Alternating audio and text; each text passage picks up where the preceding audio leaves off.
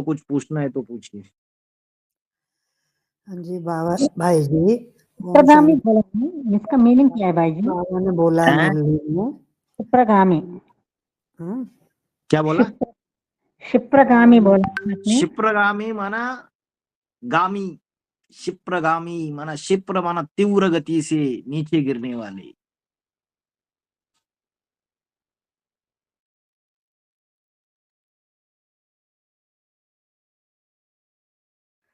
भाई जी ओम शांति।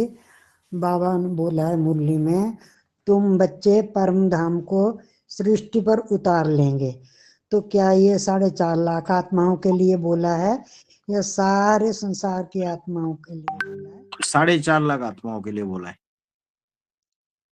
तो भाई जी दूसरी तरफ ये भी बोला है ना कि सर्वभूतानि कौन्ते प्रकृति यान्ति अमिकाम। तो सर्वभूतानि तो सारी आत्माओं के लिए हुआ ना फिर। नहीं, सारी आत्मा, मुरली तो भेद का बाप भेद के बच्चों से भेद की बातें करता है। मुरली तो बच्चों के लिए है ना, तुम बच्चे परम धाम को इस सृष्टि पर उतार लाएंगे। लेकिन जो सारी आत्मा है उनके लिए बोला सर्वभूतानि कौन्ते ये प्रकृति में यान्ति मामिकाम कल्पक्षय पुनस्तानी कल्पादो विसृजाम में हम। हाँ तो जी। वो सारी आत्माएं उससे सदगति प्राप्त करेगी ना। जो आत्माएं त्राही त्राही हो रही है विनाश में, एटम बम के विस्फोट हो गए, भूकंप हो गए, ज्वालामुखी फट गए, नदियों को बाढ़ आ गई, जलस्तर बढ़ गया समुन्द्र का, तूफान आ गए, इनमें जो आत्माएं त्राही त्राही करेगी उनको दुखों से, उनको उनकी परेशानियों से मुक्ति देगा, सदगति देगा, शांति की अवस्था प्राप्त कर लेंगे वाइब्रेशन मात्र से उसके। तो वो बात अलग है कि वो उसको प्राप्त होते हैं, क्योंकि उसकी जो योग की ऊर्जा समस्त संसार में फैल जाएगी। तो अंत में उस भगवान को पहचानेंगे तो वो भी उसको याद करते हुए प्राण त्यागेंगे, तो उसी को प्राप्त हो जाएंगे। बाकी जिन्होंने प्रैक्टिस की है आत्मिक स्थिति में स्थित होने की, तपस्या की है, वही परमधामी अवस्था बनाएंगे और परमधाम को इस सृष्टि पर उतार लावेंगे। परमधाम को इस सृष्टि पर उतारना माना परमधामी, जो परमधाम में जो निराकारी अवस्था है, शांतपूर्ण अवस्था है, शांति की अवस्था है, वो शांति की स्टेज इसी सृष्टि पे बनाएंगे वो बच्चे। तो मुरली में ये भी तो बोला है कि परम धाम का रास्ता किसी को मालूम नहीं है, शंकर वाली आत्मा पहले जाती है, फिर बाकी बच्चे नंबरवार। हाँ जी, हाँ जी, सही बात है। पहले वही जाता है, तब तक बाकियों को सूक्ष्म वतन में इकट्ठा होना पड़ता है। तो सूक्ष्म वतन क्या है? ये सूक्ष्म वतन, ये सूक्ष्म स्टेज है, लेकिन हाईएस्ट स्टेज नहीं है। मनन चिंतन मंथन की सूक्ष्म अवस्था है, लेकिन हाईएस्ट निराकारी स्टेज नहीं है। पूरा देहाभिमान खत्म नहीं हुआ है, कुछ न कुछ देहाभिमान रह गया है। इसलिए पहले वो जाता है, फिर उसके बाद 8 अष्टदेव, फिर 108 उस परमधामी स्टेज को, संग का रंग उसको लगेगा, तब वो बाकी के भी अपनी सूक्ष्म जो देहाभिमान है उसको हटा के वो भी परमधामी स्टेज को प्राप्त करेंगे। तब तक 4.5 लाख आत्माएं ऊपर जो परम धाम दिखाया वहां नहीं जाती। नहीं जाती है, जरूरत ही नहीं है। तो इसी फिर शरीर से नर तो से नारायण बनना है, नारायण से लक्ष्मी बनना है। ये तो फिर कैसे बोला है कि परम धाम का रास्ता किसी को मालूम नहीं है, शंकर वाली आत्मा पहले जाती है फिर परम नंबरवार। धाम का रास्ता माना परमधामी स्टेज, माता जी। अच्छा अच्छा। परमधामी स्टेज का रास्ता, वो 100% निराकारी स्टेज का रास्ता किसी को भी पता नहीं है उसके सिवाय, और उसके लिए बहुत सहज है वो। इसलिए बाबा ने बोला बाप दादा चाहे तो वापिस जा सकते हैं, तुम बच्चों के लिए रुके हुए, कहाँ वापिस जा सकते हैं? उस 100% परमधामी स्टेज में वापिस जा सकते हैं, उस 100% निराकारी स्टेज में जा सकते हैं, लेकिन तुम बच्चों के लिए रुके हुए। तो रास्ता मतलब वो कोई स्थूल परम धाम में जाने का रास्ता नहीं है, उस 100% निराकारी स्टेज में टिकने का रास्ता, जो 100% आत्मिक स्थिति वाली स्टेज है, जिसमें 99% भी नहीं। तो वो रास्ता उसको ही पता है, और उसके थ्रू 8 प्राप्त करेंगे 8 के थ्रू 108, 108 के थ्रू 1000, ऐसे करके मल्टीप्लिकेशन होगा। जो सर्वभूतानि बोला है, सारी आत्माएं, ये तो कौनते को बोला है अर्जुन के लिए शिव ने कि मेरे में समा जाती हैं सारी आत्माएं, और सृष्टि के आदि में फिर मैं छोड़ देता हूँ। तो ये किसके लिए बोला है? सृष्टि के आदि में कितनों को छोड़ता है वो? सर्वभूतानि बोला है ना। सर्वभूतानि कौन्तेय प्रकृतिम यान्ति मामेकाम कल्पक्षय पुनस्तानि कल्पादो विसृजाम्यहम्। हाँ हाँ जी, हाँ जी। कल्प के आदि में मैं इनको फिर से छोड़ देता हूँ। तो कल्प के आदि में कितनी जनसंख्या है? 9 लाख है ना बस। अच्छा, ठीक। 4.5 लाख है, और 4.5 लाख उनमें प्रवेश करके ये जो 9 लाख आत्मा है, यही तो सृष्टि के आदि में रहेगी। ठीक है। तो वही बाप से डायरेक्टली सदगति प्राप्त करती है ना। बाकी तो बाकी आत्माएं जो है उनको भी सदगति मिलती है, गति गति मिलती है उन वो आत्माएं भी, लेकिन स्वर्ग में नहीं आ पाती है वो आत्माएं। कल्प के आदि में तो उनको छोड़ता नहीं है ना, वो तो द्वापर युग से नीचे उतरेगी, ठीक है। कोई कलयुग में नीचे उतरेगी। ठीक है भाई जी। हम्म।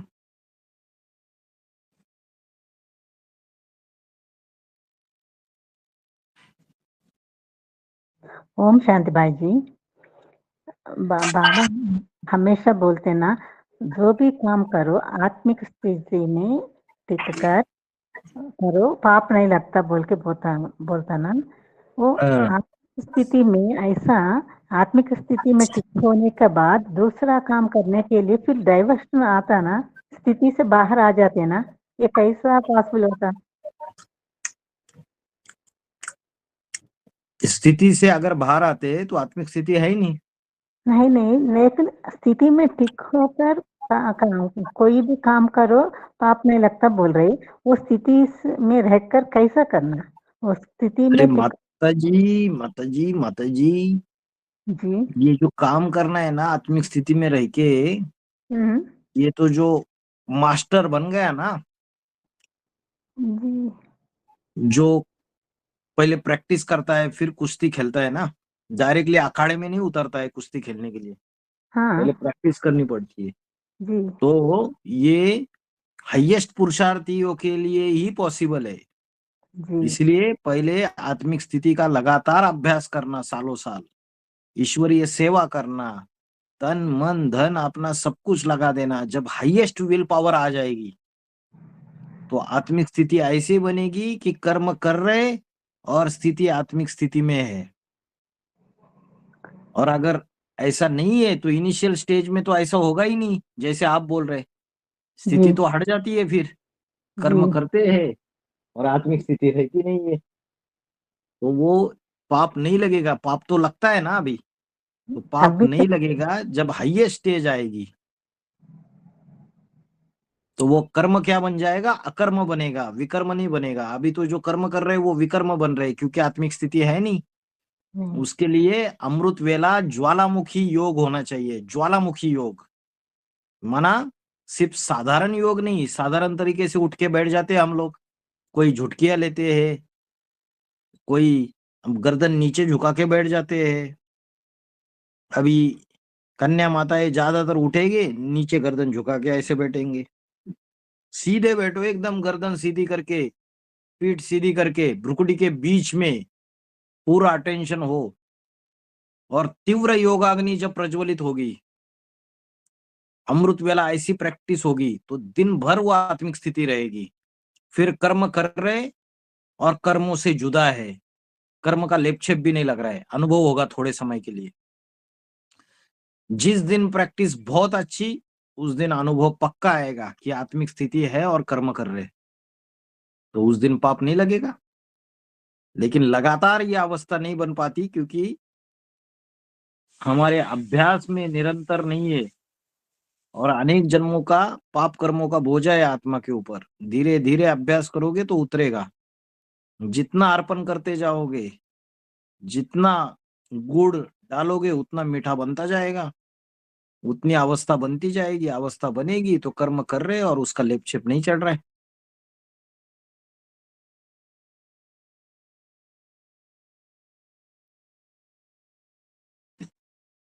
गाड़ी चला रहे, जी गाड़ी में क्लच दबा रहे, ब्रेक लगा रहे और पूरी आत्मिक स्थिति बनी हुई है। सामने वाले ने देखा, अरे ये क्या ड्राइविंग कर रहा है, ये तो पूरा खोया हुआ है, नशे में है क्या। जी जो 5वें नंबर का पूर्वज है ना, ऐसे गाड़ी चला रहा था, टू व्हीलर पे जा रहा था और बाजू में से एक ट्रक ड्राइवर जा रहा था। बोला क्या हो गया इसको, ये तो पूरा नशे में लग रहा है, मर जाएगा। और वो ऐसी अवस्था बनी हुई है, आत्मिक स्थिति में खोया हुआ है जी और गाड़ी भी चला रहा है बराबर, ब्रेक भी लगा रहा है, सब कुछ कर्म अपने आप हो रहा है और अवस्था ऐसी निराकारी बनी हुई है कि पूरी आत्मिक स्थिति है। तो अनुभव होता है कभी कभी उस अवस्था में। जब अवस्था अच्छी होती है तो उस स्टेज का हर एक बच्चा अनुभव करता है। जिस दिन अच्छी अवस्था बन जाती है, कर्म कर रहे हैं और कर्मों से कोई लेना देना नहीं है और कर्म भी एक्यूरेट कर रहे हैं। जी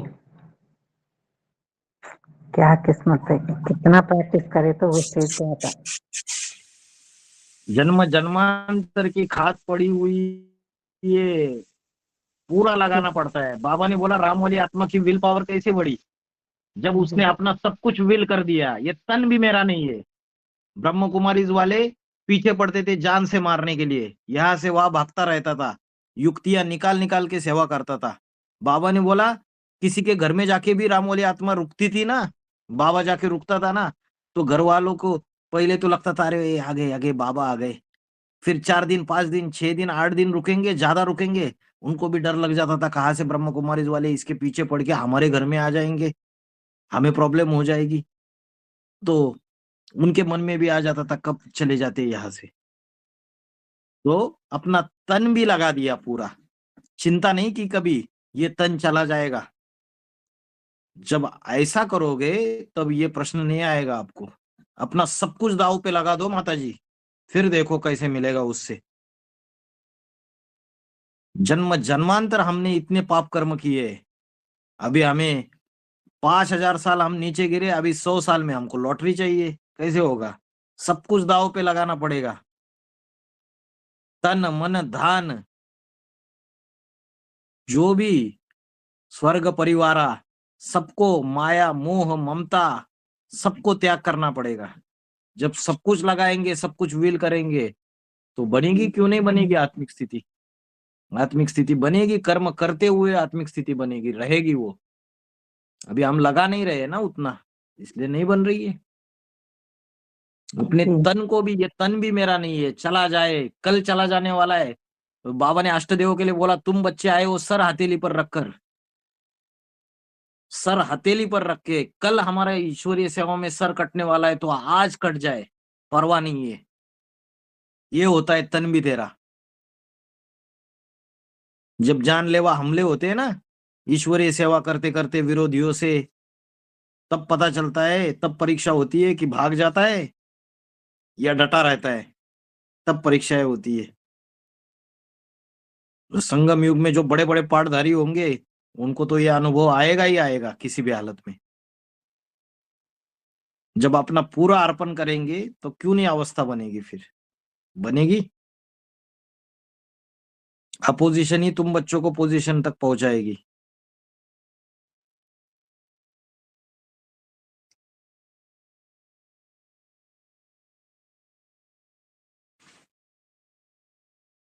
तो इतना आसान नहीं भाई साहब, कितना सोच सोच के करते हैं, इसीलिए आत्मिक स्थिति भी ऐसे सोच धीमे धीमे आगे बढ़ रही।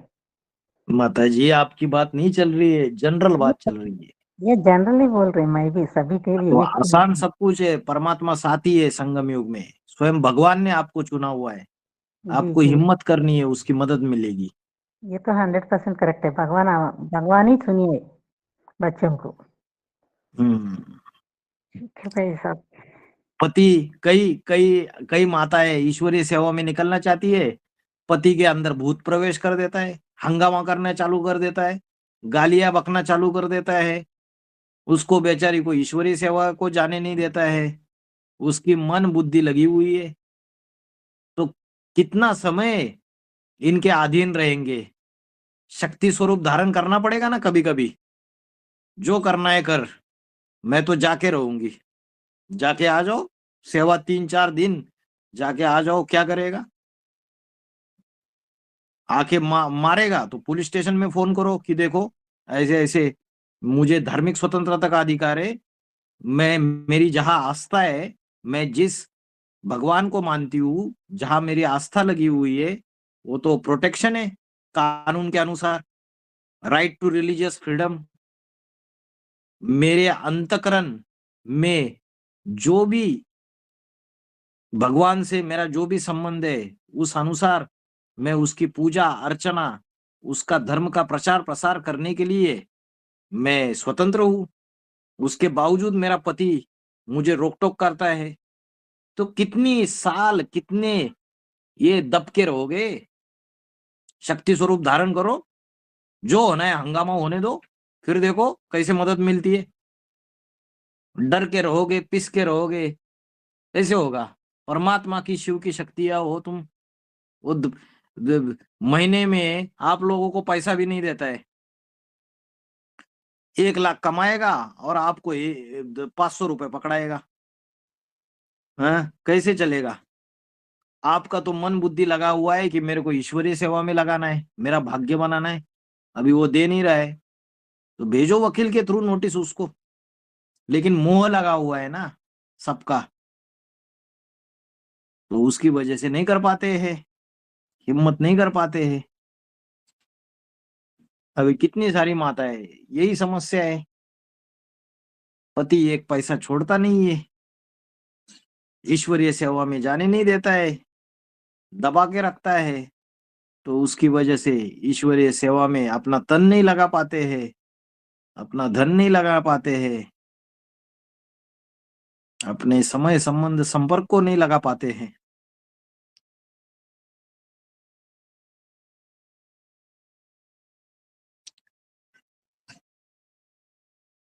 बाबा ने बोला ये दुनिया की जो लोकलाज है, इसको त्यागना पड़ेगा। ये जो नई दुनिया आने वाली है, उसकी चिंता होनी चाहिए। ये समाज तो भस्म होने वाला है, ये दुनिया भस्म होने वाली है, भस्म होने वाली इस दुनिया की लोकलाज की परवाह क्यों करें हम?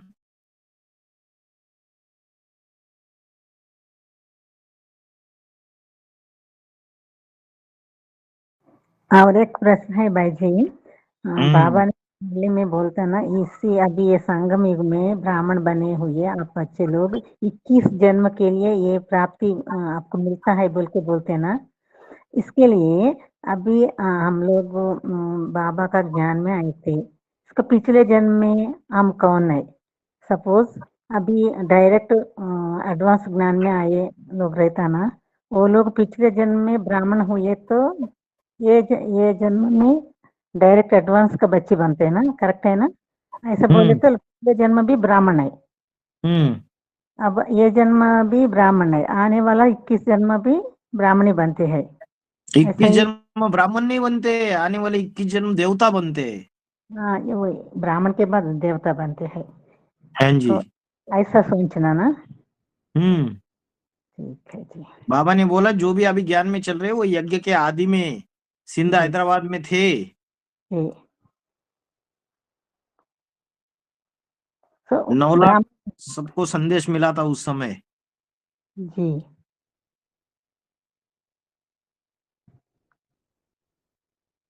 ठीक है भाई जी, थैंक यू बाबा।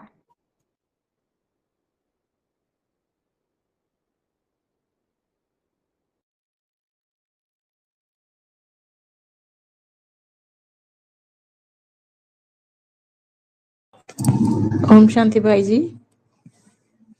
ओम क्रांति।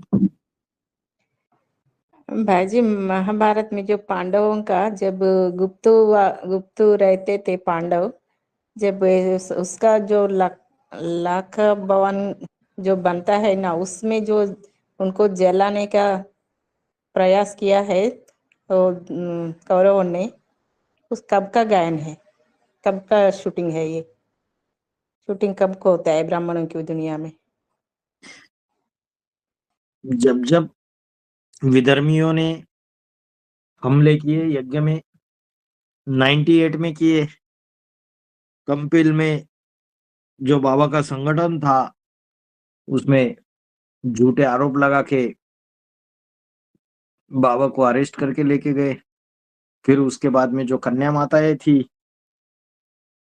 कंपिल के मधुबन में, तब तो एक ही मधुबन था, ढेर सारी सोल्स छोड़ी गई तंत्र मंत्र के द्वारा। ढेर सारे सूक्ष्म शरीरधारियों को छोड़ा कि इनको सबको भगा दो यहाँ से। गांव वालों को विरोधी बनाया, न्यूज़पेपर में पैसा बांट बांट के मीडिया में झूठी झूठी बातें फैलाई, गंदी गंदी बातें फैलाई, बाबा की ग्लानि बढ़ाई और हमला किया पूरा गांव वालों से पकड़ के। उस समय 40-50 कन्याएं तो भाग गई अपने अपने घर पे। चाहे 2017-18 में भी ऐसे ही हुआ।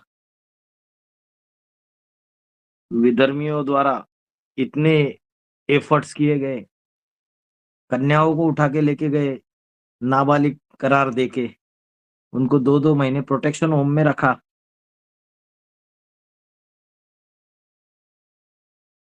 इलीगल बिल्डिंग है करके सारे के सारे एरिया में सारी बिल्डिंग अनऑथोराइज कॉलोनी है, लेकिन इसी बिल्डिंग को इलीगल करके तोड़फोड़ की, कन्याओं को उठा के लेके गए। तो ये सारा क्या हो गया? वही तो शूटिंग हो गया कौरवों के द्वारा लाखा भवन को जलाना। और वो इतना करने के बावजूद क्या पांडव खत्म हो गए और ही ईश्वरीय सेवा बढ़ने लगी? तो पांडव तो बच गए ना। इन सारी चीजों का कुछ असर हो पाया? नहीं हो पाया।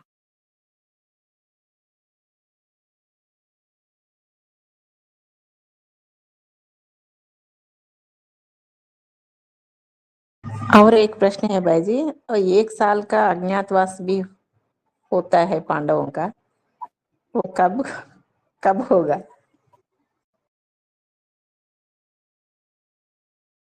1 साल का अज्ञातवास। अभी तो असली महाभारत गृह युद्ध तो बाप गुप्त होने के बाद शुरू हुआ है। बाबा ने बोला जी। है तीनों सेनाएं, यादव सेना, पांडव सेना और कौरव सेना स्पष्ट दिखाई देगी। और महाभारत जो गृह युद्ध है वो सामने खड़ा है। 9 ग्रुप तैयार होंगे, 9 ग्रह आपस में टकराएंगे, 8 राजा, यह स्पष्ट दिखाई देगी ब्राह्मणों की दुनिया में। ये तो अभी का समय है। और जब युद्ध, उनको तो वनवास दिया था, और जब युद्ध चालू होने से पहले 1 साल अज्ञातवास, बाबा ने इसको पहले शूटिंग पीरियड में भी टैली किया था। 2004 तक कलयुग की शूटिंग खत्म हुआ था, उस समय भी इसको टैली किया गया था। फिर 2018 में फिर से शूटिंग पीरियड खत्म हो गया, 2005 से लेके 2018 तक। तो उसमें भी 2018 का जो समय था वो अज्ञातवास का समय था। और उसके बाद बाप गुप्त हो गया और महाभारत गृह युद्ध शुरुआत हो गई। तो 2018 का जो समय था, सारे के सारे डिपार्टमेंट ठप पड़े हुए थे। जितने भी मुख्य आत्माएं, और सारे यज्ञ को तो योग भट्टी में बिठाया गया था। तो जैसे अज्ञातवास में ही थे पांडव, जो सुचारू रूप से यज्ञ का कार्य चल रहा था, वो कार्य थोड़े समय के लिए, 1 साल के लिए स्टैग्नेट हो चुका था, रुक चुका था। तो 1 साल अज्ञातवास का उसको भी पकड़ सकते हैं। और उसके बाद महाभारी 19-20 से महाभारत गृह युद्ध, अलग अलग सेनाएं, अलग अलग सारी तैयार होना धीरे धीरे चालू हो गया। बाबा ने बोला 2018 से 28 ये अमृत वेला का समय भी है, बेहद की अमृत वेला का। और ये ऐसा समय है जो मुख्य राजा है वो अपना संगठन बनाना शुरू कर देंगे। तो राजाओं ने अपना संगठन बनाना शुरू कर दिया। 28 तक ये महाभारत गृह युद्ध चलेगी। उसके बाद बाप प्रत्यक्ष होगा अपने सारे कलंकों को मिटाते हुए।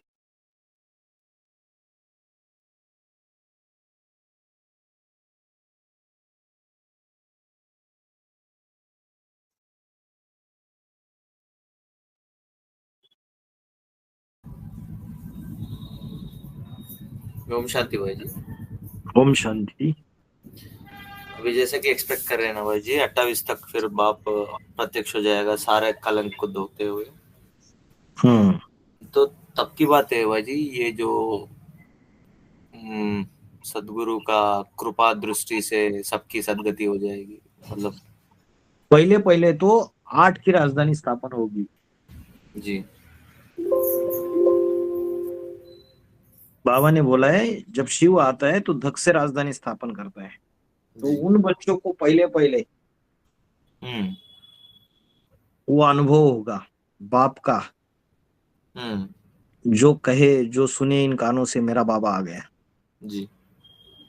तो पहले पहले सुखधाम में वो 8 के द्वारा जो छोटी राजधानी स्थापन होगी स्वर्ग की राजधानी, तो पहले उनको अनुभव होगा। कोई भी कार्य होता है ना बड़े रूप में नहीं होता है डायरेक्टली। अभी एडवांस पार्टी में कई बार गलत फहमी हो जाती है कि सारी दुनिया को पता चल जाएगा। दुनिया को पता तो 2035-36 तक भी चलती रहेगी चीजें। थोड़ा थोड़ा विनाश होता जाएगा तो दुनिया को एहसास होता जाएगा। 28-29 में जो भी होगा उससे ब्राह्मणों की बीज रूपी दुनिया में राजधानी बनने की शुरुआत हो जाएगी। 8 बनेंगे, फिर जल्दी जल्दी 108 तैयार हो जाएंगे। फास्ट मल्टीप्लिकेशन होता जाएगा। बाबा ने बोला मिंटो मोटर तैयार हो जाएगी, फिर 16,108 का राज परिवार तैयार हो जाएगा। और फिर धीरे धीरे फिर बाबा ने बोला तपस्या धाम में जाके तपना पड़ेगा आत्माओं को, माउंट आबू में। फिर से जाके बाहर की दुनिया में सेवा करनी पड़ेगी, फिर उनको शंका रंग लगेगा, फिर से तपस्या धाम में। ये सारा 2034-35 दुनिया की समस्याएं बढ़ती चली जाएगी। 3rd वर्ल्ड वार, उसके बाद और भी समस्याएं बढ़ती चली जाएगी। ऐसा भी समय आएगा बीच में कि विनाश कुछ नहीं होने वाला है। तो बाबा ने बोला है सब जब विनाश की बात से अलबेला हो जाएंगे तब अचानक विनाश शुरू हो जाएगा।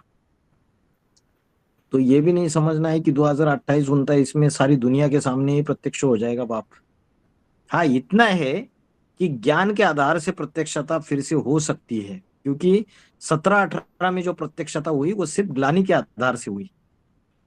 अलग अलग केसेस डाल दिए गए। ज्ञान तो दुनिया में गया ही नहीं। मीडिया वालों ने ना ज्ञान छापा। 28-29 में ज्ञान के आधार से प्रत्यक्षता हो सकती है।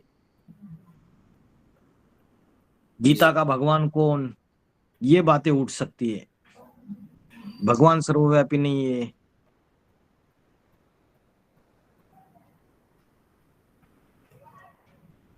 ओके भाई जी।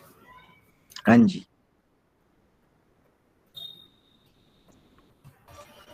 भाई जी एक क्वेश्चन है। हाँ। ब्राह्मणों के ही बीज रूप दुनिया में कौरव पांडव यादव सेनाएं तैयार हो रही है, तो उनमें यादव जैसे बीज रूप ब्राह्मणों को कैसे पहचानेंगे? उनमें क्या चीज ऐसी होगी? बाबा ने बोला यादव बड़े धनाढ्य होते हैं और वो आंखों की शराब पीते हैं, शराब पीने वाले होते हैं। तो दृष्टि वृत्ति से तो वो कामी होंगे पूरी तरीके से। उनके वाइब्रेशन मात्र से दृष्टि वृत्ति से पता चलेगा। बहुत धनाढ्य होते तो ज्ञान धन रहेगा, लेकिन कर्म जो होंगे उनके वो सारे के सारे व्यभिचारी होंगे और विनाशकारी होंगे।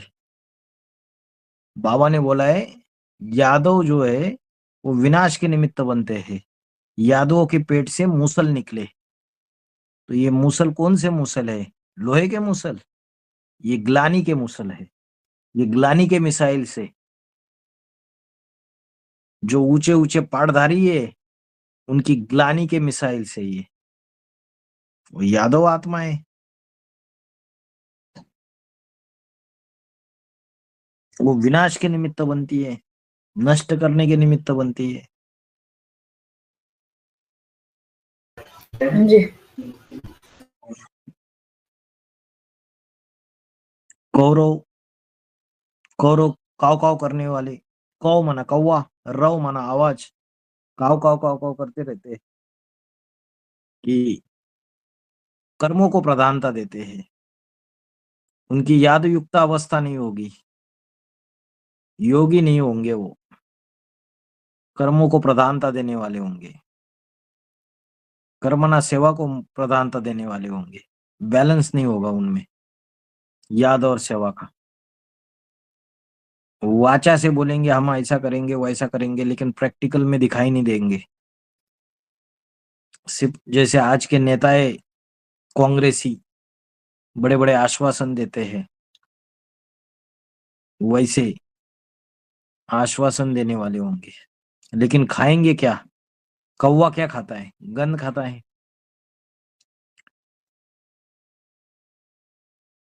तो विषय विकारों के, इसमें विषय विकारों के भोगी होंगे। ज्ञान में तो चल रहे, लेकिन गंदे कर्म करने वाले, विषय विकारों में बुद्धि लगाने वाले होंगे वो कौरव। जितना ईश्वरीय सेवा करेंगे, जितना यज्ञ में, यज्ञ के कनेक्शन में आएंगे, जितना यज्ञ कुंड के कनेक्शन में आएंगे, तभी तो पता चलेगा कौन कौरव है, कौन यादव है, कौन पांडव है। उसकी चलन से, वाचा से, उसकी सेवा से, उसकी दृष्टि वृत्ति से पता चलेगा ना। अभी हमारा कनेक्शन जितना लिमिटेड होगा, हम कैसे पहचानेंगे? आगे चल के क्लियर होता जाएगा सभी का।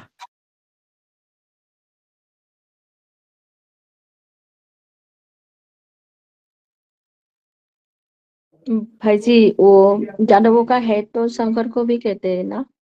यादव का येड शंकर, क्योंकि बाबा ने बोला है बाप विदेशी बनकर आया है, बाप विदेशी है नहीं। बाप अगर विदेशी नहीं बनेगा तो तुम बच्चों से मिलन मेला नहीं मना पाएगा। उसकी युक्ति है, वो अंदर से तो स्वदेशी है ना, आत्मा दिखावे के लिए करता है।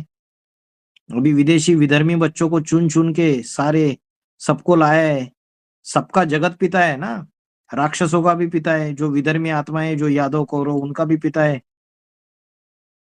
और पांडवों का भी पिता है। औडरदानी है, राक्षसों को भी वरदान दे देता है। तो इसलिए यादवों का हेड है वो। ज्ञान धन बहुत है, और बाबा ने बोला है विदेशी बन के आया है। विदेशी माना व्यभिचारी। तो ढेर सारे विष पिएगा, विष प्राशन करेगा, तो बाहर की दुनिया क्या बोलेगी? अरे कि तो कैसा व्यभिचारी है। पर पांडवों का साथ देते हैं ना, मुरली में बताया साथ बाबा तो ने। पांडवों का देते हैं, क्योंकि वो तो विदेशी है ही नहीं, तो विदेशी बन के आया है बच्चों को उठाने के लिए। जो पूरे गिरे हुए हैं, जो विधर्मी है, उनको भी संग का रंग लगा के उनको भी तो देवता बनाना है ना उसको। साथ तो पांडवों का ही देता है वो। पांडव ही उसका साथ, उसको साथ में रखते हैं।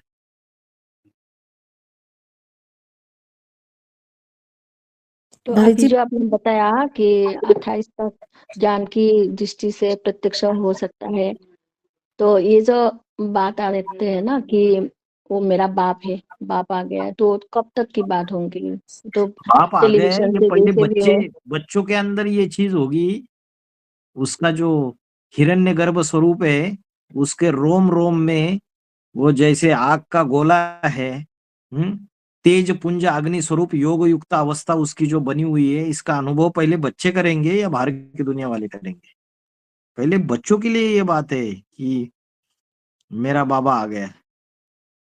अभी भी हमें उसका वो जो साधारण स्वरूप ही, बाबा ने बोला अभी जो साधारण स्वरूप है, आगे चल के असाधारण स्वरूप में कन्वर्ट हो जाएगा।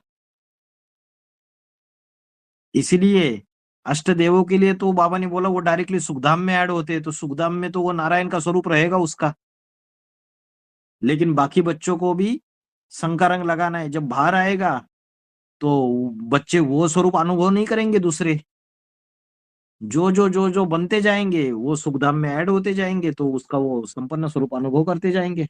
उनके लिए मेरा बाबा आ गया, जो उसका संपन्न स्वरूप अनुभव करते जाएंगे। बाबा ने बोला है। तो किसी ने बोला कि फिर सुखधाम में ऐड हो जाएंगे तो बाबा बाकी बच्चों को नहीं मिलेंगे क्या? बाबा ने बोला मिलेंगे, अभी अभी साकारी, अभी अभी आकारी, अभी अभी निराकारी। जो सुखधाम वाले बच्चे अनुभव करेंगे, दूसरे बच्चे नहीं करेंगे, क्योंकि जो जिसकी जैसी अवस्था होगी वो उतना ही उसको उसकी हाईएस्ट इसको पकड़ पाएगा। तो टेलीविजन द्वारा निकलेंगे, अखबारों का द्वारा निकलेंगे, वो स्वरूप कौन से होंगे? हाँ, वो तो हाईएस्ट स्वरूप होगा, लेकिन वो बाबा ने बोला घर बैठे साक्षात्कार होंगे, तो वो 28 की बात थोड़ी है। विनाश तो 35, 36, 37 तक जाएगा। लास्ट में 7 दिन में सारी दुनिया, बाबा ने बोला है जब 4th वर्ल्ड वॉर होगा तो 7 डेज में सारी दुनिया का विनाश हो जाएगा। तो वो तो लास्ट की बात है ना, कि घर बैठे साक्षात्कार होंगे, अखबारों के द्वारा कोई समझेंगे, कोई न्यूज के द्वारा, न्यूज चैनल के द्वारा समझेंगे, देखेंगे, उनका निश्चय हो जाएगा। अभी तो पहले ब्रह्म कुमारीज वाली दुनिया तो उनका और पीबीकेस का युद्ध तो बाकी है। अभी विजय माला तो आने दो। अभी पहले ब्राह्मणों की दुनिया के अंदर ही बाप को मान नहीं रहे। अभी 4.5 लाख का जो संगठन है, 2.25 लाख विजय माला, रुद्र माला, उनको तो इकट्ठा आना है। पहले बीजों की दुनिया तो बननी है पहले, फिर बाहर की दुनिया। हाँ, लेकिन बीजों में जो हलचल होगी उसकी बातें बाहर की दुनिया में पहुंचेगी। बाहर की दुनिया वाले तुरंत 100% एक्सेप्ट नहीं करेंगे, लेकिन बातें फैलती जाएगी बड़े रूप में। जैसी ज्ञान की बातें वो भी फैलेगी। ये जो छोटा सा संगठन है, ये बहुत अलग अलग परीक्षाओं से गुजरेगा दुनिया में, और फिर बाद में बड़ी क्रांति होगी, दुनिया एक्सेप्ट करेगी इन सभी को।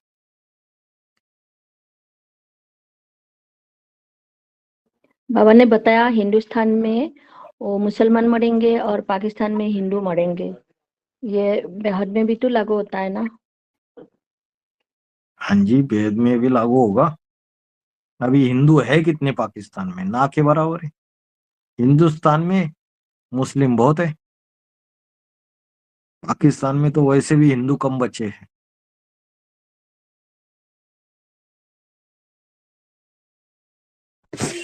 भाई जी, कर्मातीत अवस्था कब बनेगी? बाबा तो बताते हैं जब तक कर्मातीत अवस्था नहीं बनती है तो तब तक विनाश भी शुरू नहीं होती।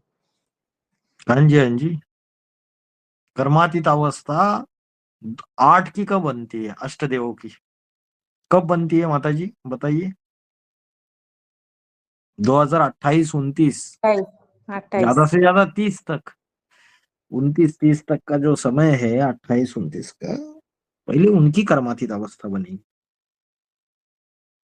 फिर 108 की बनेगी, फिर जितनी जितनी स्थापना होती जाएगी उतना उतना विनाश होता जाएगा। बाबा ने बोला है इधर घर बनता जाएगा और उधर पुरानी दुनिया बिगड़ती जाएगी। नया घर बनता जाएगा, पुरानी घर का डिमोलिशन चालू हो जाएगा। थोड़ा थोड़ा, थोड़ा थोड़ा नया घर, थोड़ा थोड़ा पुराना घर का विनाश।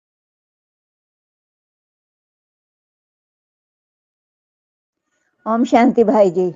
बाबा ने एक मुरली में रावण के 12 सिर बताए हैं और 12 सिर हैं 12 ज्योतिर्लिंगम। तो वे चेतन में कौन कौन से हैं? वही 8 अष्टदेव, 4 अष्टदेव, वही पक्के 12 सूर्यवंशी है, वही बाप समान आत्मा है, वही 12 ज्योतिर्लिंग है, वही रावण के सिर है।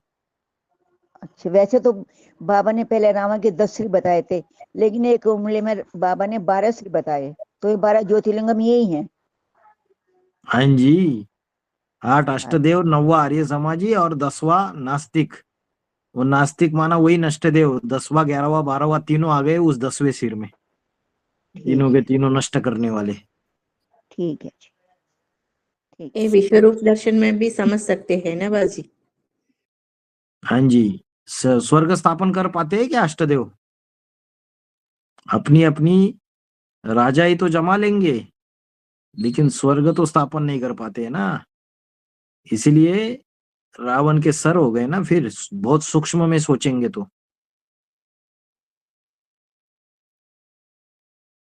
अति सूक्ष्म में जाएंगे, ज्ञान की बहुत सूक्ष्मता में जाएंगे, तब स्थूल रूप में रावण के 10 सिर वो नहीं है। स्थूल रूप में रावण के 10 सिर तो कौन है? प्रजापिता, जो अलग अलग धर्मों के मुखिया बन के बैठ जाते हैं, प्रजापिता बन के बैठ जाते हैं।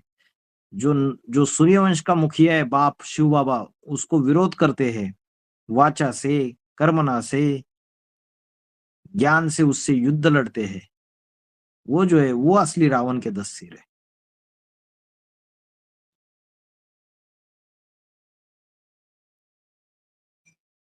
भाई जी, कौरवों के यादवों के बारे में बताए, लेकिन पांडवों के कैरेक्टर्स के बारे में नहीं बताए थे भाई जी आपने। पांडवों के कैरेक्टर, पांडवों को किसी का सहारा नहीं होता है, उनको एक भगवान का सहारा होता है। आज की डेट में उनके पास बड़े बड़े यज्ञ की जो सत्ता है वो नहीं होगी। धृतराष्ट्र जो है वो सारे राष्ट्र की धन संपत्ति को अपने अंडर करके रखता है, और उसके जो पुत्र होते हैं दुर्योधन दुशासन, उनके प्रति भले उनकी चाल चलन गलत है, उनके प्रति उनको बड़ा मोह है धृतराष्ट्र को और गांधारी को। और उस मोह के कारण ही ये महाभारत युद्ध हो गई। जो पांडव है उनको तो 5 गांव मांगे थे, वो गांव भी नहीं दिए। यज्ञ कुंड से उनको कोई सहयोग नहीं मिला। उन्होंने अपने सामर्थ्य पे, अपने बलबूते पे ईश्वरीय सेवा करके संगठन स्थापन करना।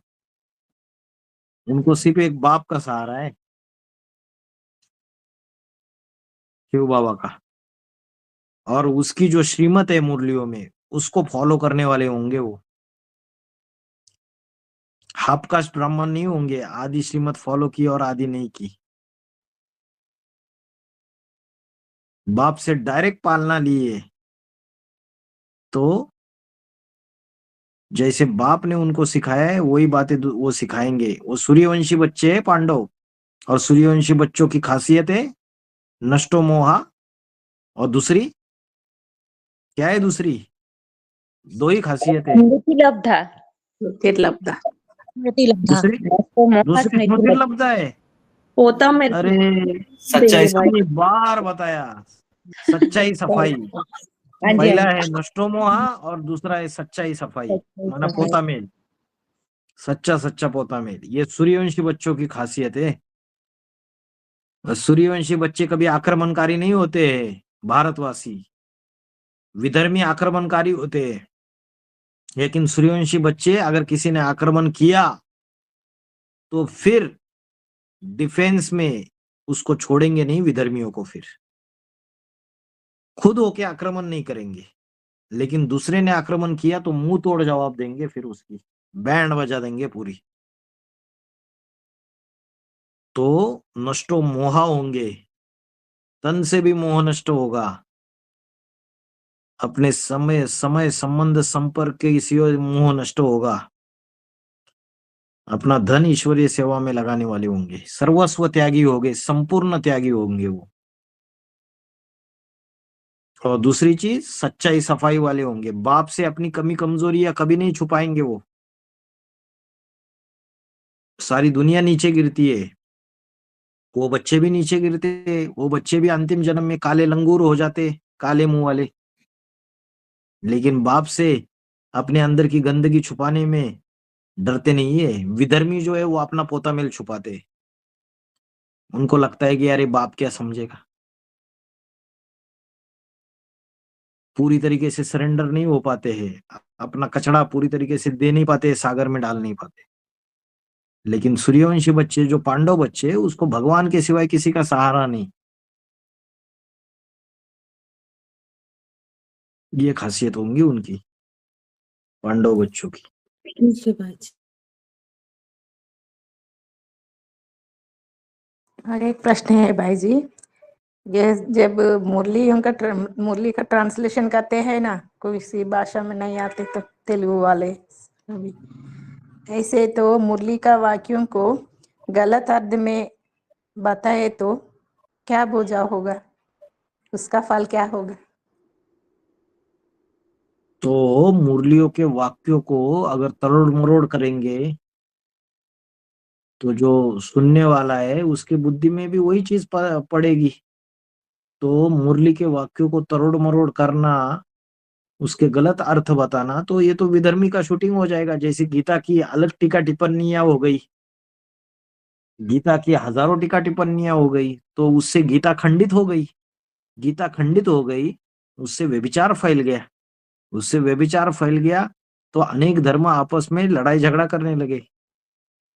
तो इससे तो बहुत डिससर्विस हो जाएगी, और वो डिससर्विस होने से जो गलत कर रहा है वो तो खुद विधर्मी साबित हो रहा है ना। इसलिए मुरली के जो महावाक्य है उनको एज इट इज बताना चाहिए।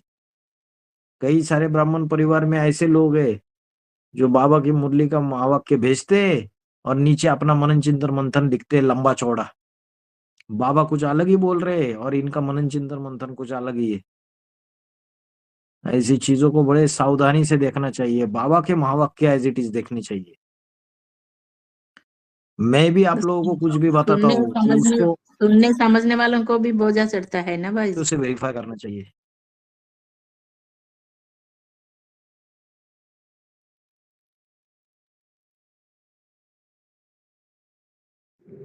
भाई जी, ये मुरली के बारे में सभी लोग अपना मनन चिंतन मंथन करना बोलते हैं ना, ऐसा हम लोग सोचे तो हमारा मन बुद्धि जैसा है ऐसा ही हमको हद मिलता है ना। बाबा क्या बोला उसका बारे में एग्जैक्ट नहीं निकलते ना हमारा मन।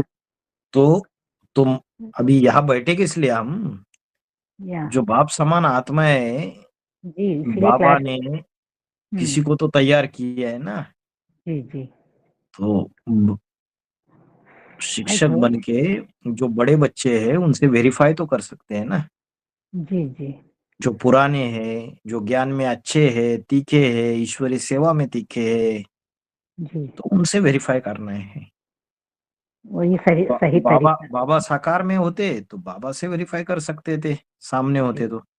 जी बाबा नहीं है तो जो जेठे बच्चे हैं, जो परिवार के बड़े, उनसे वेरीफाई कर सकते हैं। यस। अभी जो प्रश्न हम लोग पूछ रहे हैं ना, हमारा मनन चिंतन मंथन में ऐसा मिला, ये सही या गलत है बोल के अभी बाबा से निमित्त हुआ ना, आपने आपसे पूछ रहे, ये सही तरीका ठीक है ना? हाँ जी, हाँ जी। जी, ओम शांति। ओम शांति भाई जी। ओम शांति। भाई जी, बाबा बोलते हैं ना कि सारे संबंध एक बाप से निभाने हैं, वरना जन जन्मांतर हमें तरसना पड़ेगा। और एक हाँ तरफ जी। बाबा बोलते हैं कि बच्चा बना लो। तो अगर बाबा को बच्चा बना लेंगे तो नहीं हमें फिर और संबंधों के लिए तरसना पड़ेगा? तो बाबा को बच्चा बना लो, है ना। माता है, माता हो आप? हाँ जी भाई जी। अच्छा, युगल ज्ञान में चलते हैं? नहीं, कोई नहीं चलता भाई जी।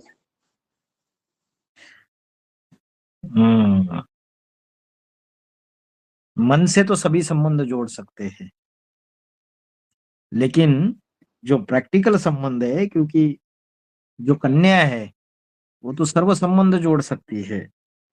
हाँ जी। पति के रूप में भी जो संबंध होता है वो संबंध स्थूल तरीके से भी जोड़ सकती है, लेकिन माता है वो तो स्थूल तरीके से नहीं जोड़ सकती। तो हाँ मन जी। से तो अपना पति मान सकती है ना। वो पतियों का पति, चाहे माता है चाहे कुमार है, सबका ही तो पतियों का पति है वो। जी बड़ा से भाई। बड़ा पति है, परम पुरुष है। उसके अंदर जो पुरुषत्व है, जो शंकर के अंदर जो पुरुषत्व है इस सृष्टि में, वो सबसे 100% पुरुषत्व है उसके अंदर। उसके बाद नंबरवार रुद्रमाला के मनकों में। तो उस परम पुरुष को अपना पति बनाना ये तो सर्वश्रेष्ठ बात है। तो मन से तो पति का भी संबंध जोड़ सकते हैं, लेकिन स्थूल तरीके से कोई ये सोचे कि स्थूल तरीके से ये मेरा पति है, तो उसके लिए बाबा ने मना कर दिया। इसलिए माताओं को बोला आपको बच्चे के संबंध में देखना है, लेकिन मन से तो पति का भी संबंध जोड़ सकते हैं।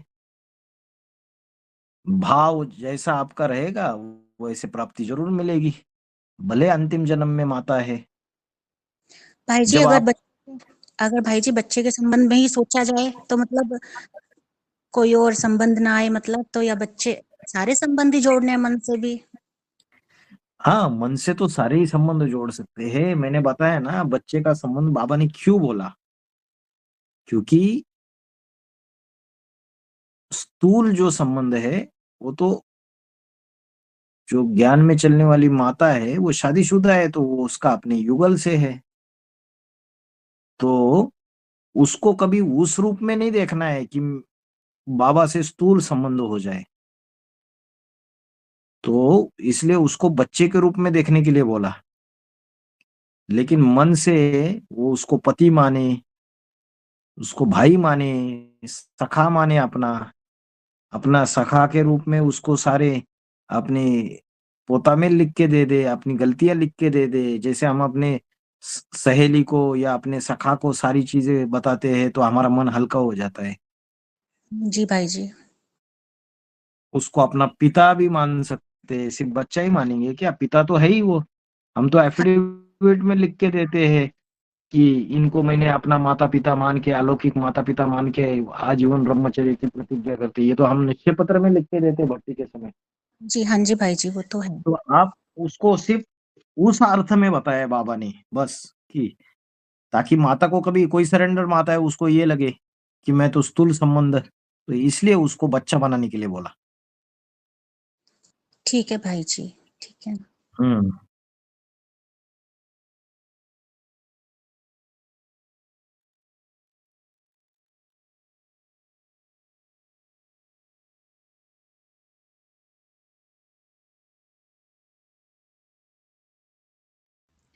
भाई जी, ओम शांति भाई जी। हाँ जी। ओ बाबा मुरली में बोलते हैं ना, मैं पतित कामी कांटे में आता हूँ, मगर वो राम वाली आत्मा का ये पार्ट कब कब है भाई जी? पतितन कामी कांटे में आता हूँ 1936 से भी साबित होता है, और 69 में जब वो आत्मा फिर से ज्ञान में आ जाती है, उस समय वो कुमार रहती है, तब भी साबित होता है।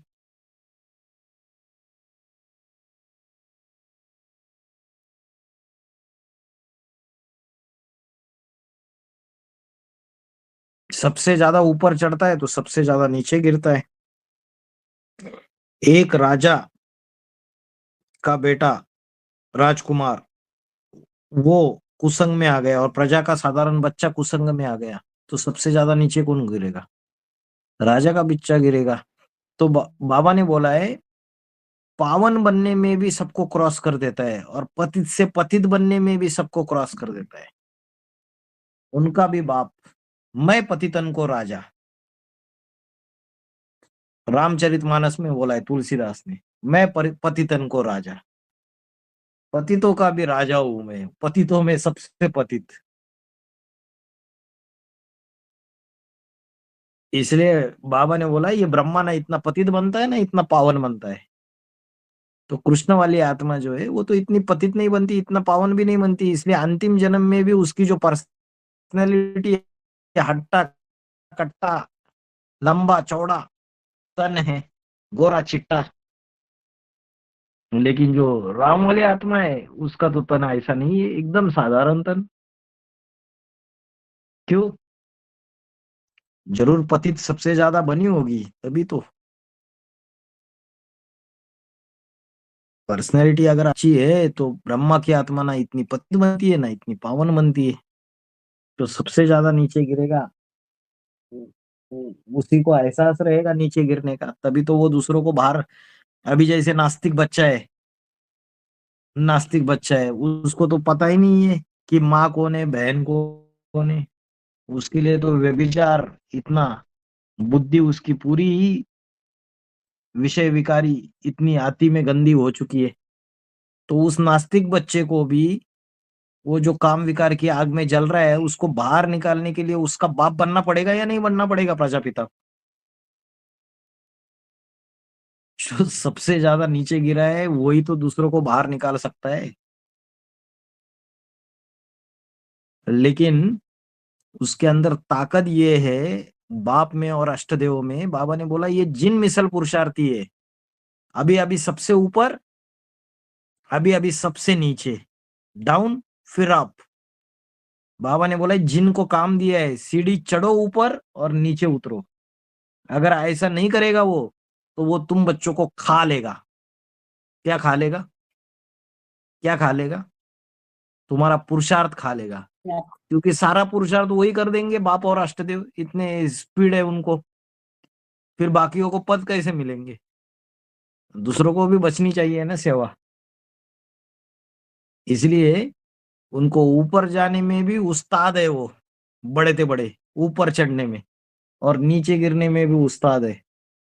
और नीचे गिरे तो ऐसे हड्डी गुड्डी टूट के ऐसे पड़े नहीं रहते हैं, फिर अपनी आत्मिक स्थिति धारण करते हैं, फिर से ऊपर उठते हैं। उनके अंदर वो जितना लगाया है उन्होंने, इसलिए आत्मिक स्थिति का सामर्थ्य है, बल है उनके अंदर। दूसरे के अंदर वो बल इतना ज्यादा नहीं होने की वजह से वो ना इतना ज्यादा नीचे जाते हैं, ना इतना ऊपर उठ पाते हैं।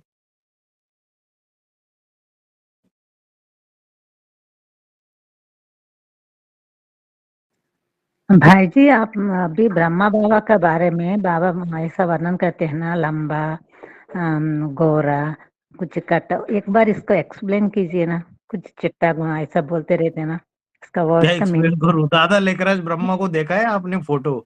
ना फोटो एक्सप्लेन क्या देखा, करना है? लंबा है, गोरा हाँ, है, बस। और कुछ काटा चिट्टा ऐसा बोलते हैं ना, कुछ वर्ड्स ऐसा बताते हैं ना एक बार। अभी आपका मुंह से भी निकला, हाँ, बताया। तो एक्सप्लेन क्या करूं फिर? ऐसा चिट्टा कुछ एक्सप्लेन क्या करूं अभी? एक्सप्लेन बोले तो, ये चिट्टा बोले तो क्या है पता नहीं हम लोगों को, वर्ड का मीनिंग कुछ ऐसा। गोरा चिट्टा, गोरा गोरा चिट्टा तो माना पता, गोरा गोरा। हाँ, गोरा तो पता चला, गोरा चिट्टा माना लंबा। गोरा गोरा दिखने में बहुत।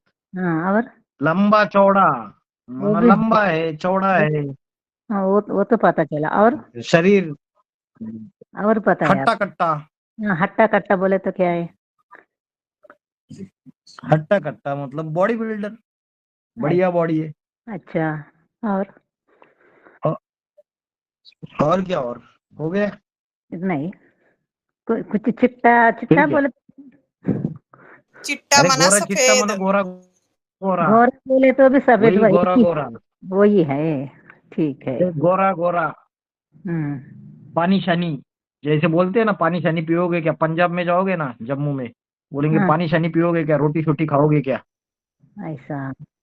तो क्या छोटी चिट्टा अलग भाई होती है क्या? सफेद को भी रोटी ही बोलते होती हैं है। ना। वैसे ही गोरा चिट्टा, वही ना, वही तो बता रहा हूँ मैं भी। नए पानी रंग शानी तो से पानी को ही पानी बोलते, शानी को भी पानी बोलते। इसको सपोर्टिंग वर्ड समझ सकते हैं। ठीक, हाँ जी, हाँ जी। ठीक है भाई जी, आगे वो चलिए। समझ में नहीं आया अभी तक, तो पता है लंबा घोरा बोले तो, और कुछ कुछ ऐसे ऐड करते ना, वो क्या है बोल के पूछ लिया, क्लियर हो गया। थैंक यू ठीक बाबा। है, ठीक है। आगे आगे दूसरा प्रश्न।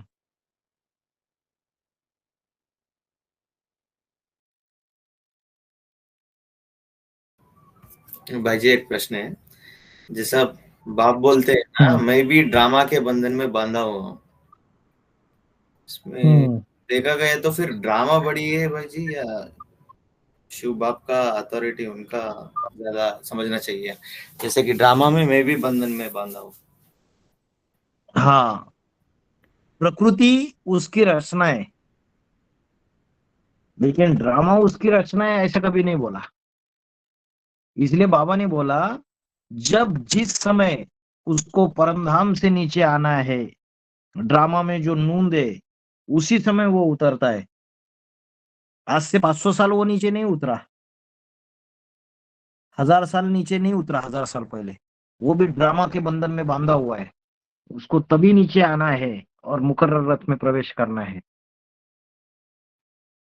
तो इस संदर्भ में बोला कि वो भी ड्रामा के बंधन में बांधा हुआ है, लेकिन बाबा ने बोला ड्रामा जड़ है और तुम आत्माएं चैतन्य हो, तो तुम ड्रामा को भी परिवर्तन कर सकते हो।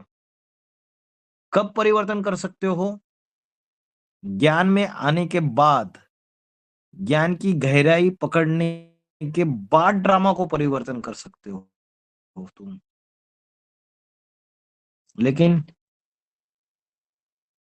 सुप्रीम सोल शिव भी जब उसको इस सृष्टि पे उतरना है, तब वो भी, क्योंकि बाबा ने बोला परम धाम में तो जड़वत होती है आत्माएं सारी, उसको सिर्फ बुद्धि है, मन नहीं है। तो ड्रामा में जब नूंद है, ड्रामा की जब सुई है, 5000 साल का जो ड्रामा है, उसी समय उसको नीचे उतरना है और प्रवेश करके ज्ञान सुनाना है।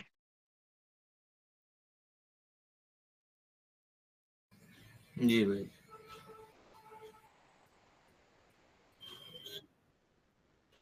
सेटिस्फेक्शन नहीं हुआ ना? और रिसर्च करो इसमें। जी कई सारी वाणियों में इसके बारे में क्लैरिफिकेशन दिया होगा, पॉइंट्स इकट्ठा करो। वार्तालाप में, मुरलियों में बाबा ने इसका क्या जवाब दिया है। और मतलब बाबा को जैसे क्रिएटर बोलते ना भाई जी, मतलब ड्रामा भी फिर रचना हुई तो बाबा ही नहीं क्रिएटर। नहीं, ये जो ड्रामा है, सृष्टि है, सॉरी, सृष्टि जो है वो आदि अनादि है, आत्माएं भी आदि अनादि है। ये ड्रामा बाबा ने बोला किसी ने रचा नहीं है, रचा रचाया है।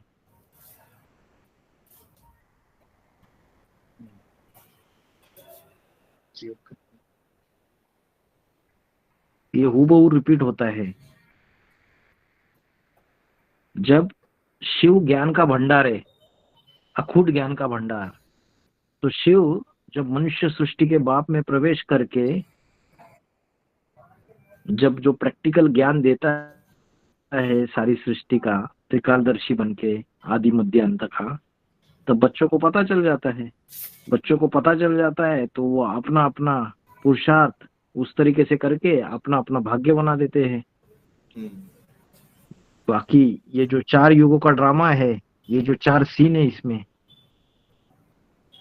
ये तो सतयुग, त्रेता युग, द्वापर युग, कलयुग, ये ड्रामा के बंधन में तो सभी आत्माएं बंधी हुई है।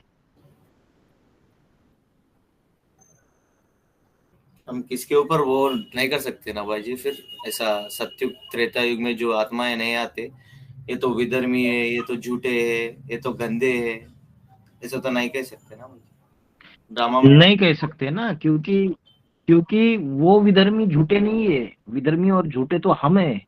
जो बीज है सृष्टि के, जी, वो बीज अगर कड़वा होगा ना ज्ञान लेने के बावजूद, तो जो उसका वृक्ष तैयार होगा उसको भी कड़वे पत्ते रहेंगे, जी, कड़वी टहनियां रहेगी, कड़वा तना रहेगा।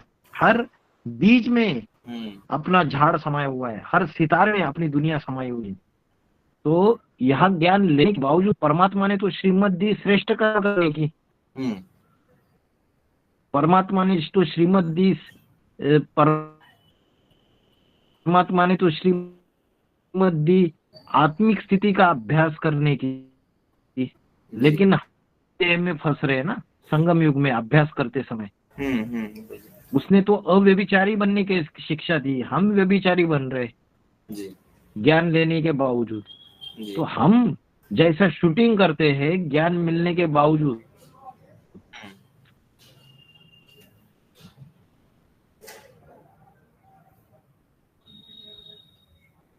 तो वैसे ही हमारा झाड़ तैयार हो जाता है। तो वो विधर्मी और वो गंदे नहीं है।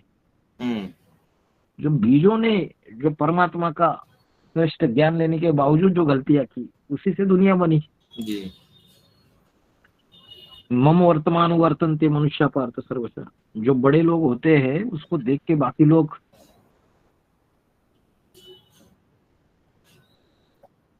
उसका जो अनुसरण करते हैं, जी, सभी के सभी बीजों में ही वो सारा क्वालिटीज दिखाई देता। ओके, आप बता रहे। हाँ जी जी भाई। ठीक है, फिर रुके, 8:30 हो गए।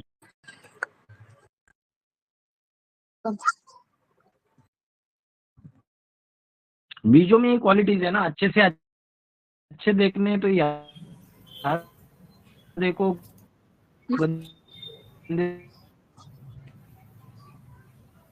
से गंदे देखने तो याद देखो, बाबा ने बोला है।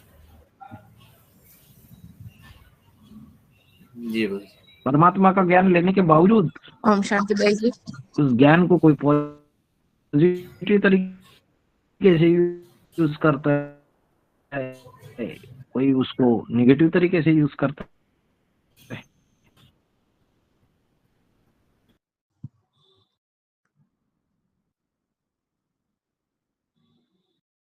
ओम शांति। भाई जी वॉइस कट हो रहे हैं, रहने दीजिए आज। बहुत अच्छा अध्याय, 12वां अध्याय। ओम भाई शांति। जी पूछो। ओम शांति भाई जी, ओम शांति। ओम ओम शांति। शांति भाई जी, धन्यवाद। ओम शांति भाई जी।